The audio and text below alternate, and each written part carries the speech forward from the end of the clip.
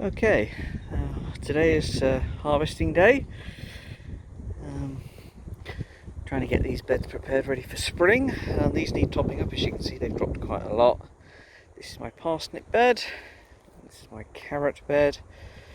I'd already harvested most of the carrots. This was just a few odds and sods that I'd left in for making stock with, stock veggies.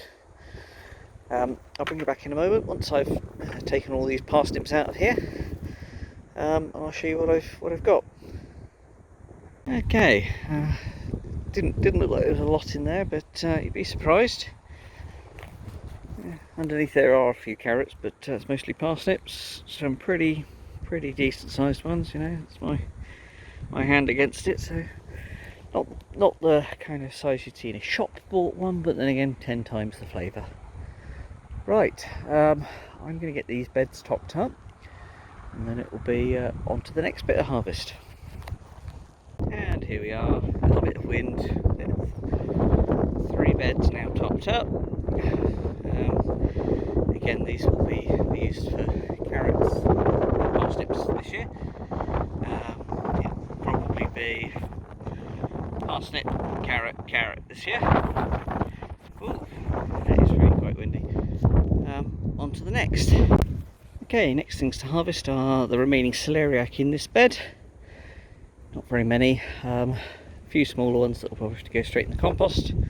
Oh, apologies, it's quite windy. Let's see if I can turn to avoid the wind. Yeah, I can then get this one topped up and prepared, ready to go. I'll bring you back in a second once I've harvested that. Okay, and here we go. Reasonable amount of celeriac. That will go home and be prepared for the freezer. I do still have some more celeriac down on the back plot. Those I'm going to leave for the time being until I get closer towards clearing up and basically preparing those for next year. I have done some bits and pieces down there anyway, so when I do the next monthly plotter I'll show you all of that and how far I've gotten. This bed will be a sandwich bed again, so I'll try and pull as much of that couch grass out as I can. I'll then cardboard and compost sandwich it, ready for replanting. Right, next thing on the agenda. I'm not going to bother to top this all up today because I haven't got any cardboard with me. I've left it all at home. Is to plant some broad beans. I'll see you in a second.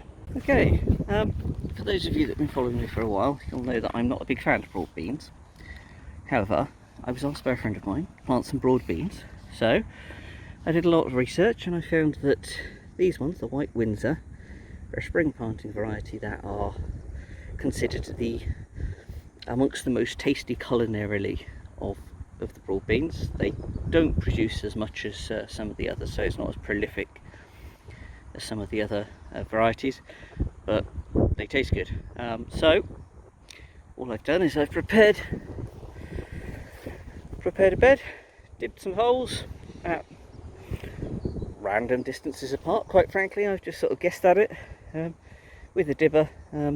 This bed is a cardboard sandwich, and where most of the cardboard and compost sandwich, where most of the time since I put the cardboard down has been frozen, it's not really broken down, so I needed the dibber to break through that layer and push through to the lower layer for these beans.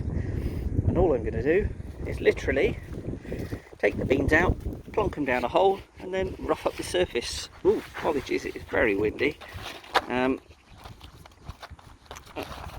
Like this. I haven't soaked or treated these beans in any way differently. They're literally going to go plonk, plonk, plonk. And then, hold on, let me put the glove on.